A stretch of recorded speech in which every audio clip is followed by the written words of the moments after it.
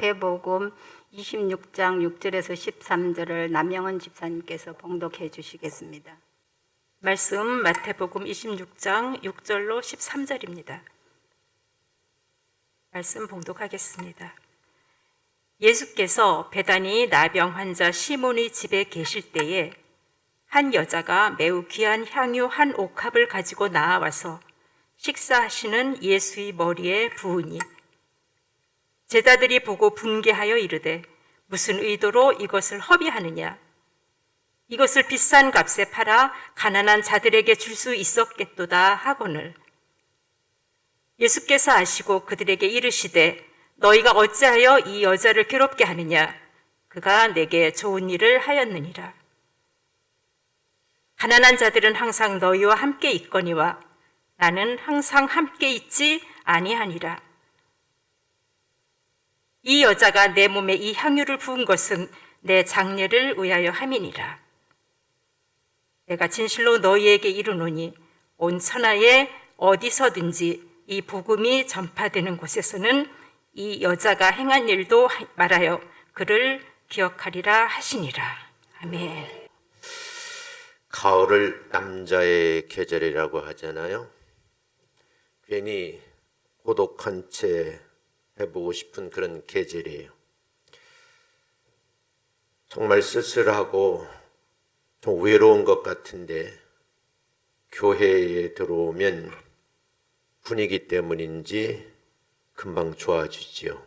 왜 그런가 생각을 해보니까 든든하면서도 버팀목이 되어주는 남전도 회원들이 있어서 감사하고 또 교회의 분위기를 잘 이렇게 만들어가는 메이커 여성도님들이 계셔서 분위기가 아주 밝고 또 아름다운 줄로 믿습니다.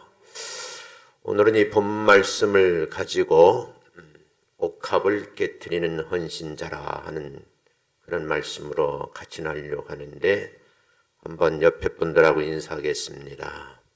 당신이 제 곁에 있어서 이 가을에도 외롭지 않습니다. 시작.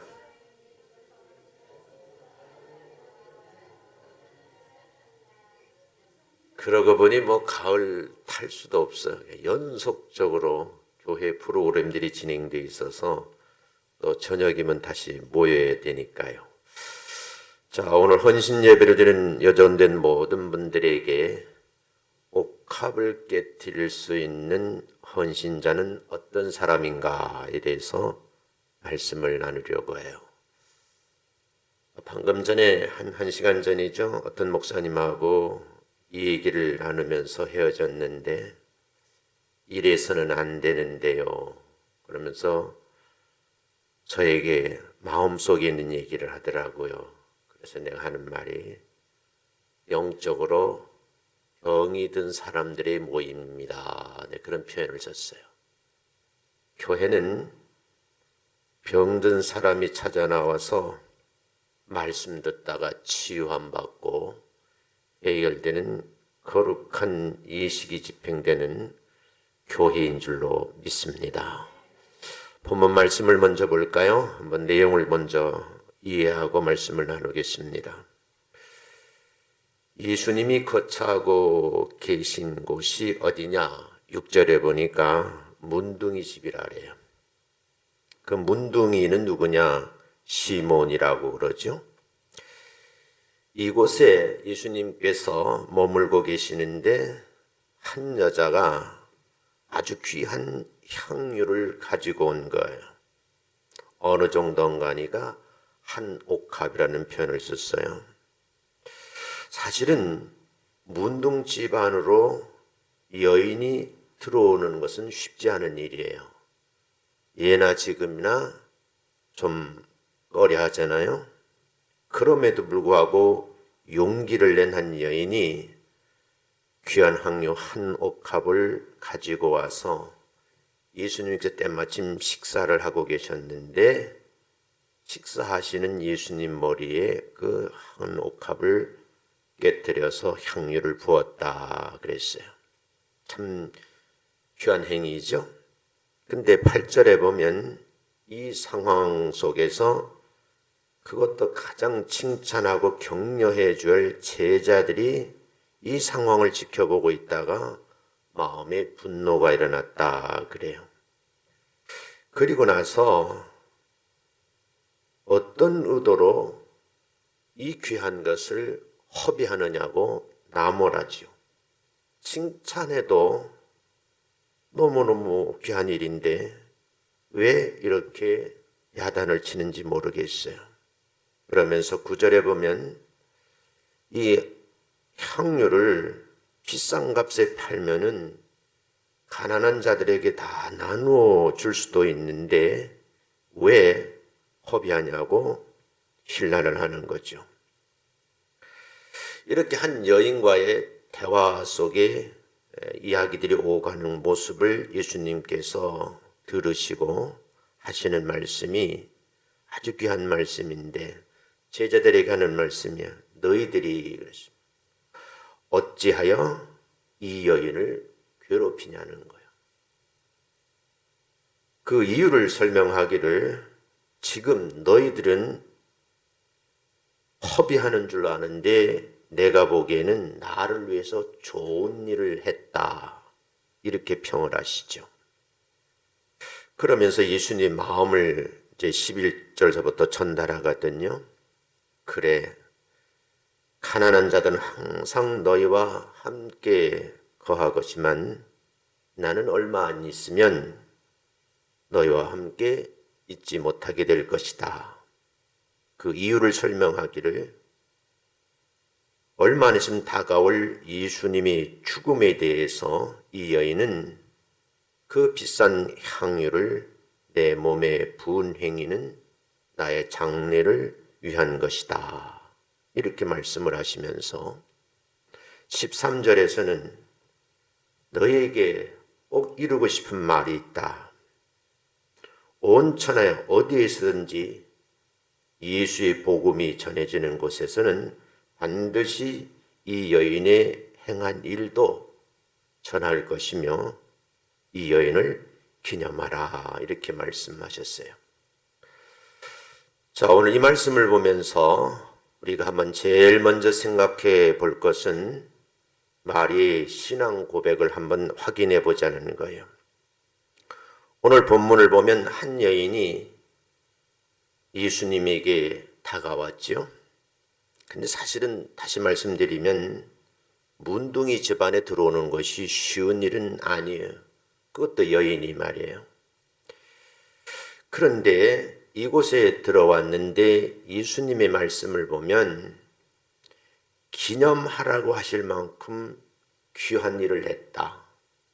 그런 신앙적 고백이 있었다는 거예요. 그러면 어느 정도였기에 어떻게 했길래 예수님은 이 복음이 전해지는 곳마다 이 여인의 행한 행동에 대해서 이야기해 주고 이 여인을 기념하라고 했을까 하는 거예요. 사실은요, 성경 말씀을 깊이 보면 그냥 헌신이 아니죠. 눈물의 헌신인 거예요. 눈물의 신앙 고백인 거예요. 내가 주님을 정말 사랑하고 있습니다 하는 그런 마음이 마음 속에서부터 밀려오는 눈물이 지금 고여 있는 거예요. 마음이 녹아내릴 때가 있죠. 무너질 때가 있어요. 뭉그러질 때도 있고 깨어질 때에 사람들은 자신도 모르게 반응하는 것이 눈물인 거예요. 같은 내용으로 누가복음 7장 38절에서는 이렇게 기록을 하고 있어요. 눈물로 그 발을 적셨다 그랬어요. 눈물이 범벅이 되어서 그 눈물이 예수님의 발등에 떨어진 거예요. 어느 정도인지 감이 가시나요? 두 번째, 자기 머리털로 예수님을 발을 씻은 거예요. 그리고 나서 예수님의 발등에다가 입을 맞춘 거예요. 향유를 먼저 부은 것이 아니라 눈물로 발을 적시고 머리를 풀어 머리털로 예수님의 발등을 닦고 그리고 그 발등에 이 여인이 입을 맞추었다는 거예요. 이제 예수님께서 내 곁을 떠나가면 예수님을 볼 수가 없잖아요. 장례를 준비하는 마음이 어느 정도였는지를 감을 잡을 수 있는 그런 내용이에요. 마지막으로 이 옥합을 깨뜨려 드리기 전에 마음으로 벌써 주님을 향한 눈물의 고백을 하고 있는 거지요. 아무리 값비싼 향유라 할지라도 이 본문에 보면 눈물이 없는 헌신은 주님께서 기뻐하실까 하는 물음표가 붙여지는 거예요. 그렇다고 하면 오늘 헌신하시는 여전대원들이 이 여인과 같은 눈물의 신앙 고백이 있은 후에 행위가 뒤따라야 된다는 거예요. 마음이 먼저잖아요. 마음. 그런 눈물과 함께 그 다음에 드릴 수 있었던 것이 한 옥합으로 향유라는 표현을 쓰고 있어요. 성경에 좀 예를 들어 볼까요?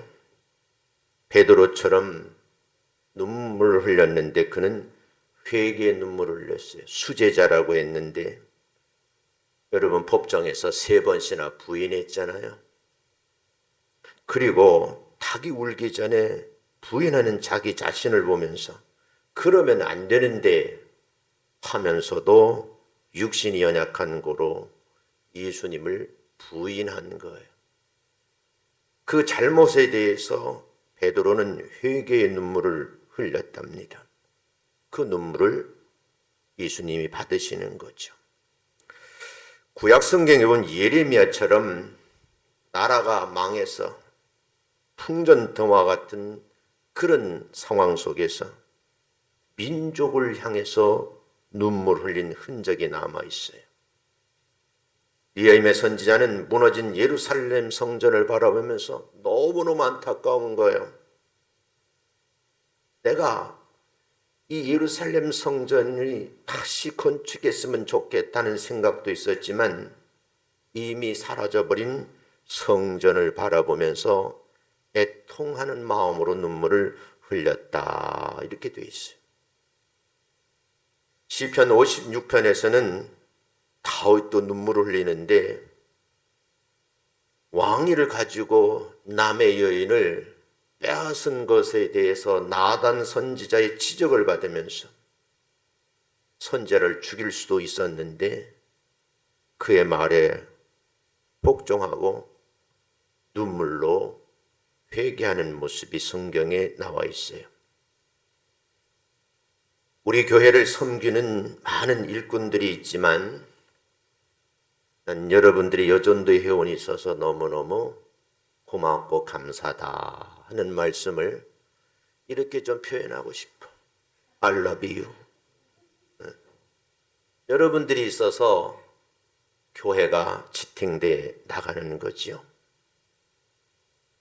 어쩌면 여러분들의 눈물이 이 교회 바닥에 스며들어 있는 것 같아요.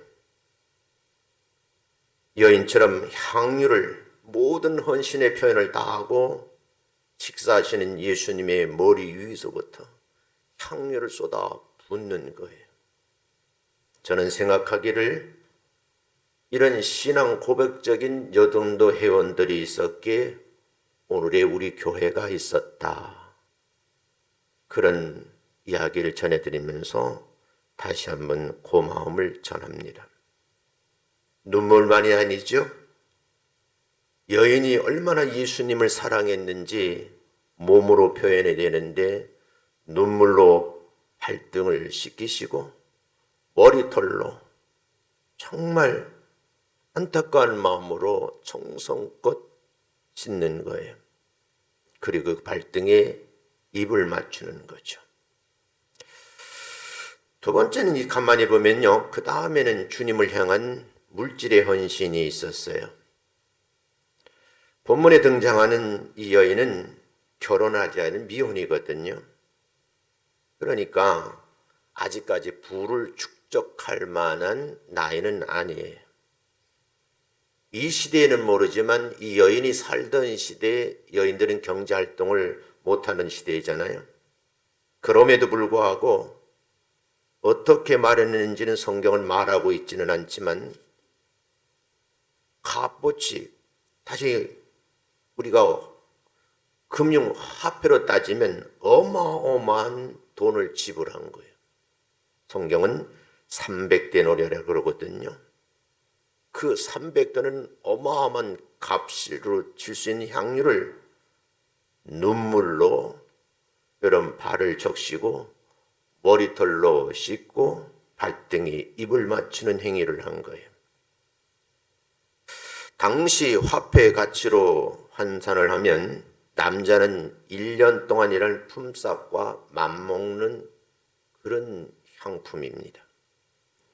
여인들은 3년 동안 쓰지도 않고 모아야만 가질 수 있는 그런 가치가 있는 옥합이에요. 어쩌면 이 여인은 결혼을 하기 위해서 지참금으로 준비해 놓은 그런 귀한 것이 아닌가 그렇게 생각이 돼요. 너무너무 소중하고 귀한 것이지요. 자기 전 재산과 같은 향유를 주님을 위해서 아낌없이 드릴 수 있는 용기가 바로 헌신이라는 거예요. 그럼 우리 한번 생각해 보시자고요. 일반적으로 가장 사랑하는 사람에게 내가 가지고 있는 그 어떤 것도 드릴 수 있잖아요. 무슨 말이겠어요? 어쩌면 마리아의 눈물의 헌신과 사랑은 제가 보기에는 주님을 닮은 신앙적 행위 같아요. 어쩌면 여러분과 저를 위해서 목숨을 내어놓으실 그 상황을 여러분 생각해 보세요. 이거 없으면 결혼도 할 수가 없는 거예요. 내 미래는 없는 거예요. 예수님께서 3년 공생애를 마치고 예루살렘에 입성하셔서 빌라도 법정에서 신문을 받잖아요. 그리고 많은 사람들에게 힐난을 비난을 받고 이리저리로 나둥기는 수모를 당하면서 마침내 십자가를 짊어지고 골고다의 언덕을 올라가시잖아요. 그런데 많은 사람들이 야유를 퍼붓고 비난을 하는 거예요. 근데 그 중에는 정확히 알 수는 없지만 예수님의 공생의 사역 때에 어쩌면 죽을 수밖에 없는 인생이 다시 살아나서 그 대열에 끼어 있는 사람도 있을 것이고, 가나 혼인 잔치에 참여해서 그 진한 포도주 맛을 본 사람도 있을 것이고, 문둥병에 걸렸다가 다시 살아났는데 그 대열에 끼어 있을 수도 있겠죠. 성경은 마리아가 이 대열에 함께하고 있잖아요. 여러분과 제가 한번 생각을 해보셔야 돼요. 말로는 헌신인데 정말 우리가 드리는 헌신은 어떤 헌신이어야 됐을까? 여러분, 마리아처럼 내가 시집갈 그런 귀한 것인데도 내어놓을 수 있는 옥합이 중요한 것이 아니라 눈물로 발을 적시고 머리털로 예수님의 발등을 씻고 입을 맞추는 마음에서부터 헌신은 출발한다. 이렇게 말씀드리고 싶은데, 저는 평화기를 바로 우리 교회 성도님들이 그런 성도인 줄로 믿습니다. 그래서 고맙다 하는 말씀을 전해드립니다. 우리는 이 부분에서도 안에 생각할 것이 있는데, 마리아의 눈물과 헌신과 물질을 깨뜨려 드림은 위선으로 가득 찬 대제사장들과 서기관들을 향해서 정말 주님을 사랑하는 헌신은 바로 이런 것이다 라고 오히려 이름도 없고 무명인 이 여인을 통해서 외치고 있는 말씀은 아닐까 그런 생각을 해요. 목사님처럼 강단에서 늘 설교로 외치는 것이 아니라 몸으로 외치는 거죠. 다시 말하면 마음속으로부터 눈물로 말하고 있고 머리털을 풀어서 외치고 있고 발등에 입을 맞추면서 예수님은 이렇게 사랑하는 거예요.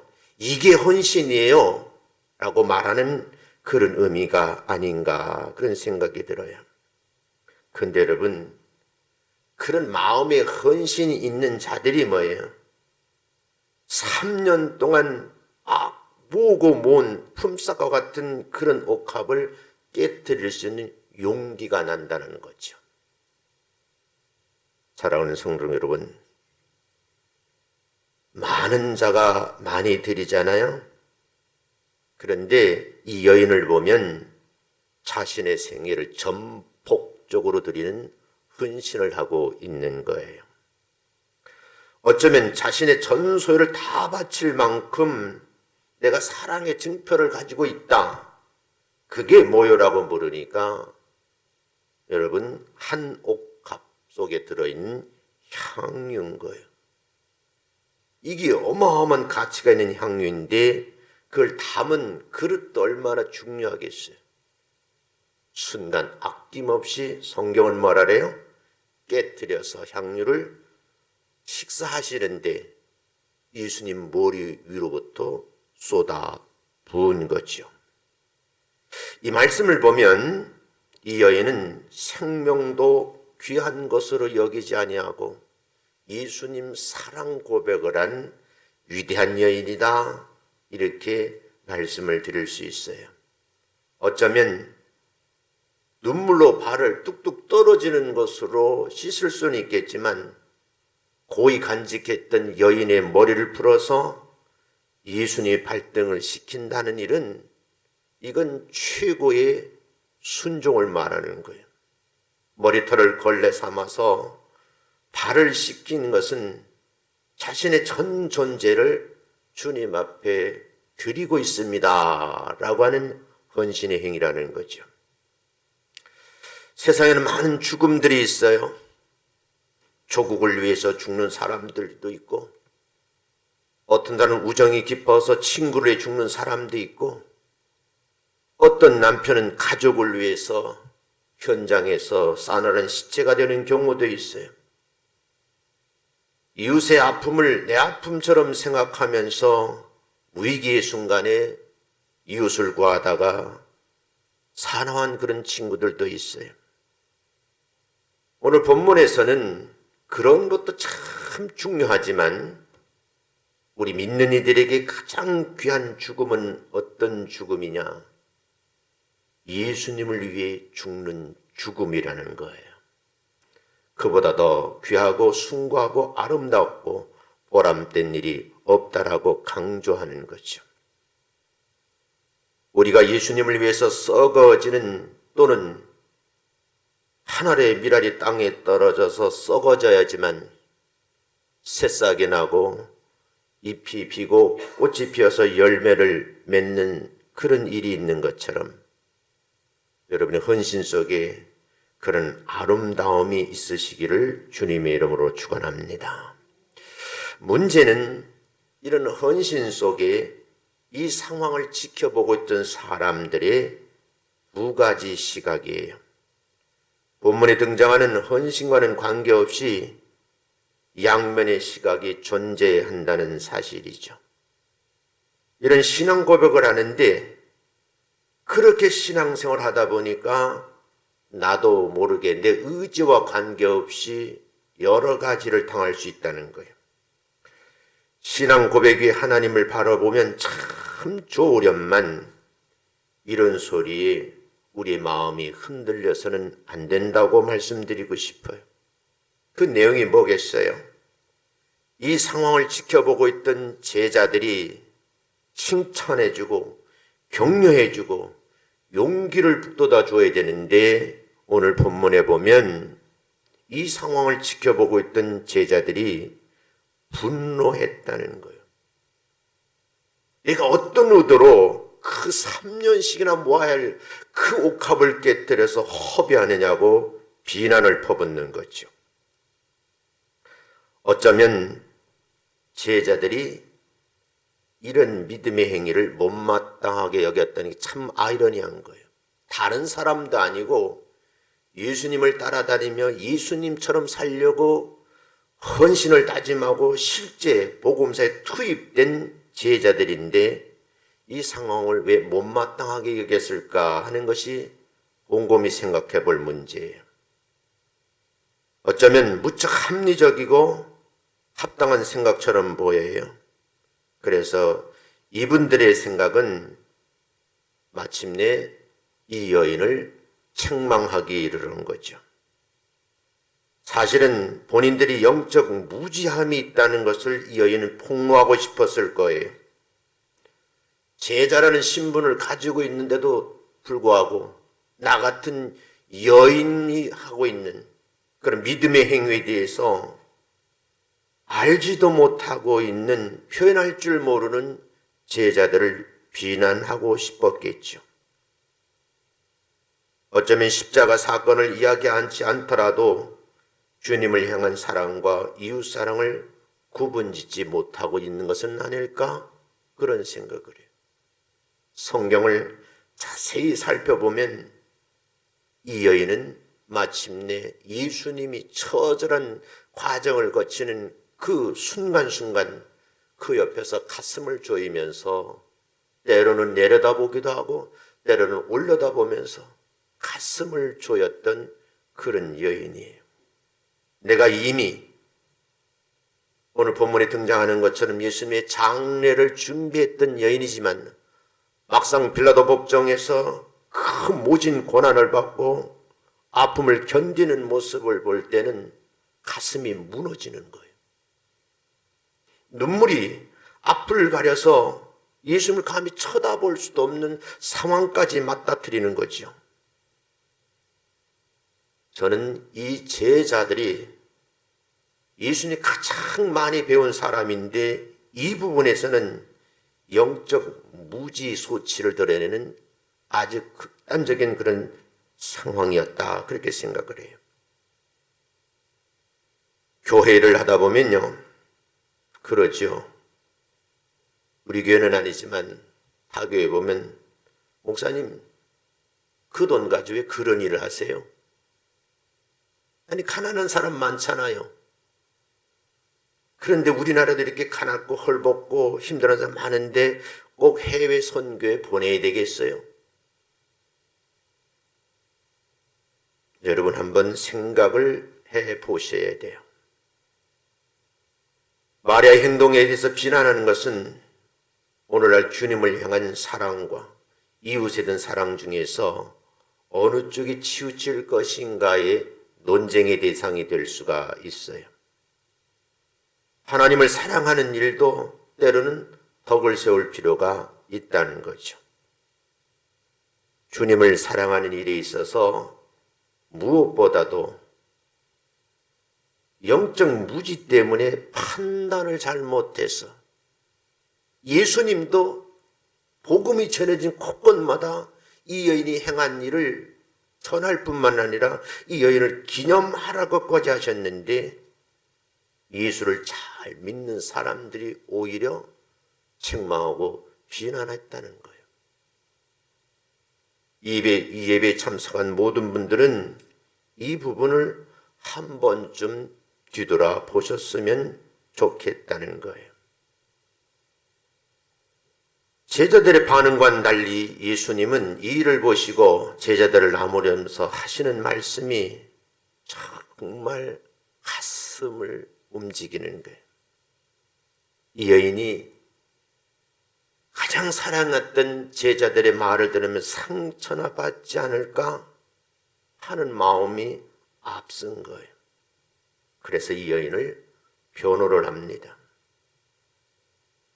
약한 자의 핍박, 고통받고 소외받는 사람들의 친구가 되시는 예수님의 전형적인 모습이죠. 예수님은 이 마리아의 일을 보고 참 좋은 일이라 하고 평을 하셨어요. 어떻게 보면 제자들은 이건 허비라고 말했는데 영적인 열매를 위해서는 거룩한 허비가 통용돼야 된다라고 행간 속에서 말씀하고 있는 거예요.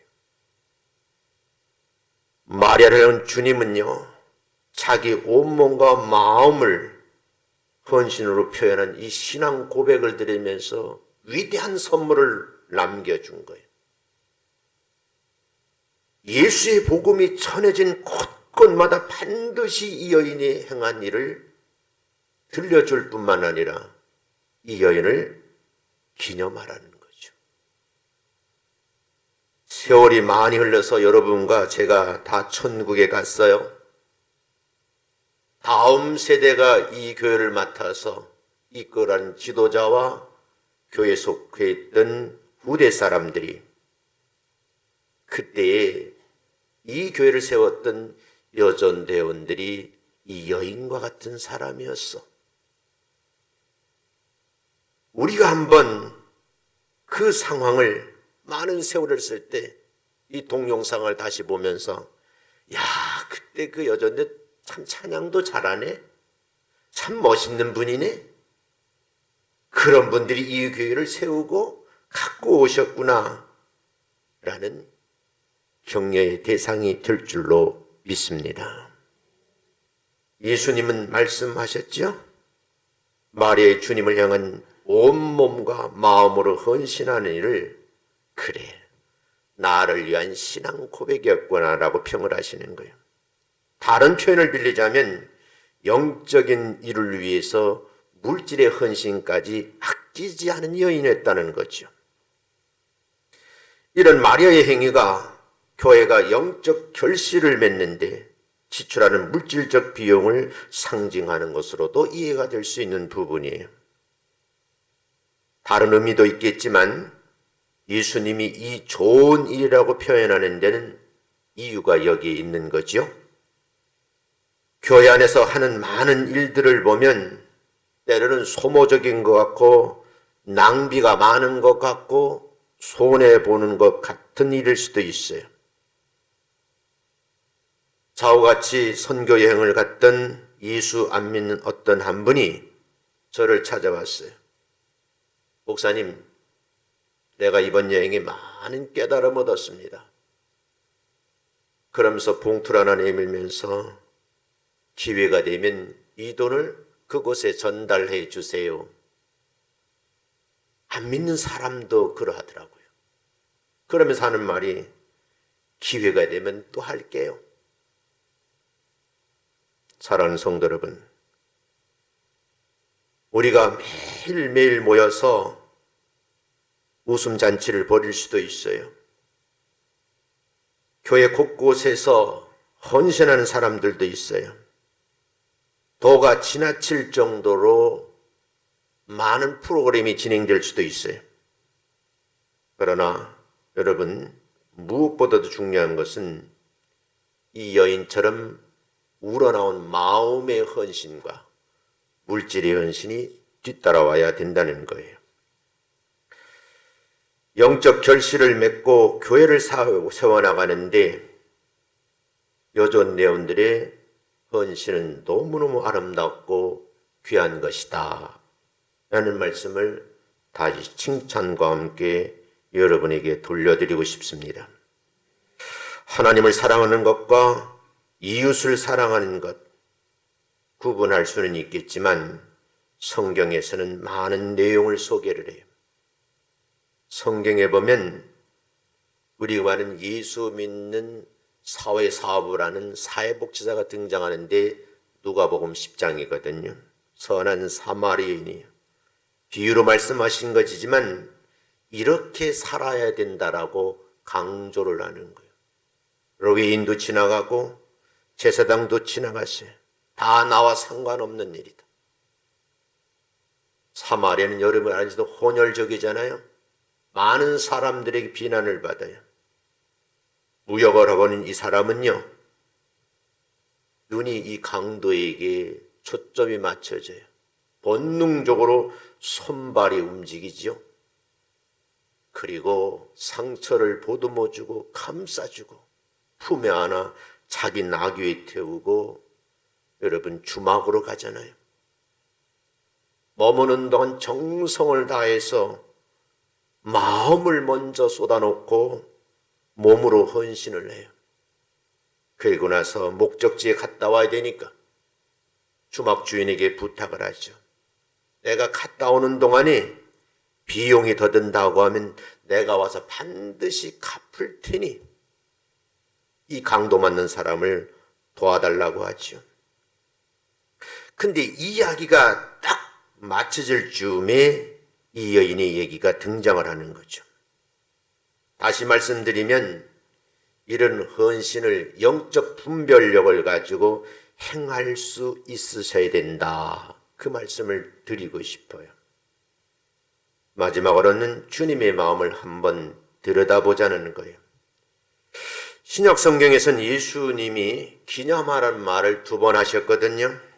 그 첫 번째가 이 여인이 행한 신앙적 행위, 그 마음 씀씀이, 그리고 자기가 가진 것을 헌신하는 모습을 보고 이 신앙적 행위를 전달할 뿐만 아니라 이 여인을 꼭 기념해달라고 부탁하는 거예요. 그 말 속엔 기억이 포함되어 있어요. 예수님께서 예루살렘에서 다락방에서 마지막 성만찬식을 하시거든요. 그리고 이 성찬식을 기념하라래요.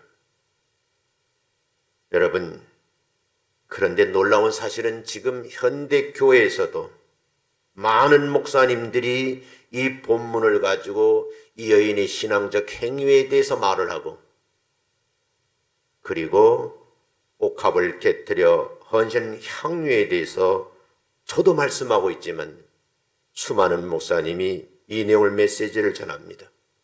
그런데 중요한 것은 기념을 하지 않는다는 거예요. 앞으로 교회가 성장되면 이 여인의 헌신하는 모습을 기념을 해야 되겠는데 그 기념회를 만들자는 거죠. 어쩌면 전주 안디옥 교회처럼 각 기관이 만들어지면 각자 모든 선교지를 정하고 선교 헌금을 들여서 헌신하는 그런 모습. 우리는 이 한 여인의 헌신하는 모습을 이렇게 기념합니다라는 그런 신앙적 행위를 말하는 거예요. 요한복음이 기록될 시기에는요, 본문의 사건 이후에 60년대 후반이거든요. 사복음서가 공동으로 같은 내용을 기록을 하고 있어요. 얼마나 중요했으면 마태복음에도, 마가복음에도, 누가복음에도, 요한복음에도 함께 이 내용이 기록되어 있는 겁니다. 그만큼 이 이야기를 반드시 읽어야 되고 마음으로 예수님을 향해서 헌신을 표현하셔야 되고 물질까지 드려야 한다는 이야기를 강조하고 있는 부분이에요. 너무도 예수님을 사랑한 그 사랑의 표현이 이 여인이 대표적인 상징이거든요. 그런데 여러분, 이 여인처럼 예수님도 이렇게 헌신하셨다는 거예요. 마지막 십자가에 달려 서서 6마디를 남겨놓으시고 그리고 목마르다고 말씀하시잖아요. 마지막에는 십자가에 달린 예수가 죽었는지 살았는지 확인하기 위해서 로마 군인들이 창을 들고 옆구리를 찌르잖아요. 어쩌면 십자가에 달리셔도 물과 피를 다 쏟으신 헌신이 그 다음 편에 이루어져 가더라는 거예요. 저도 그렇고 여러분들도 그렇고 제가 육신적인 어떤 부귀 영화를 누리려고 했다면 내가 목사가 되었을까요? 세상적으로 보면 출세할 일이 많았어요. 그러나 그것을 버리고 목회에 헌신하는 것은 오늘 본문에 등장하는 이 여인의 신앙적 행위를 보았기 때문입니다. 마리아가 옥합을 깨뜨리고 그 행위를 통해서 주님을 위해서 위로하고 격려했던 이 신앙적 행위가 마침내 십자가에 달려서 처절한 아픔과 고통을 되새기는데 그 밑에서 울고 있는 이 여인을 봤을 때 예수님과 이 여인의 시선은 어떻게 마주쳤을까? 어떤 표현을 했을까? 천국 가서 이 두 분하고 저하고 함께 토론하고 싶은 거예요. 하나님, 제 생에 살았는데 이렇게 하지 못했어요. 회개를 할런지 아니면 비슷하게 하다 왔어요 라고 말할 수 있을런지 저의 남은 시간에 이 문제 해결하는 시간이라고 저는 그렇게 생각을 하는 거예요.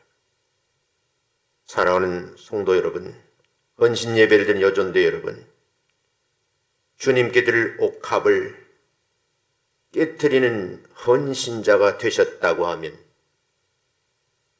교회를 사랑하셨던 예수님처럼 이 여인처럼 눈물을 흘릴 수 있어야 되고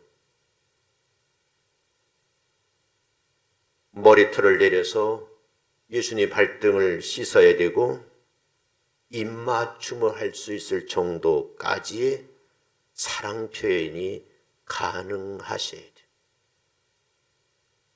나는 확신하기를 비록 작은 교회지만 우리 교회 출석하는 전도의 여성분들이 이 위대한 여성과 같이 헌신의 1등 공신하는 걸 확신하기에 기쁜 마음으로 이 말씀을 전달합니다.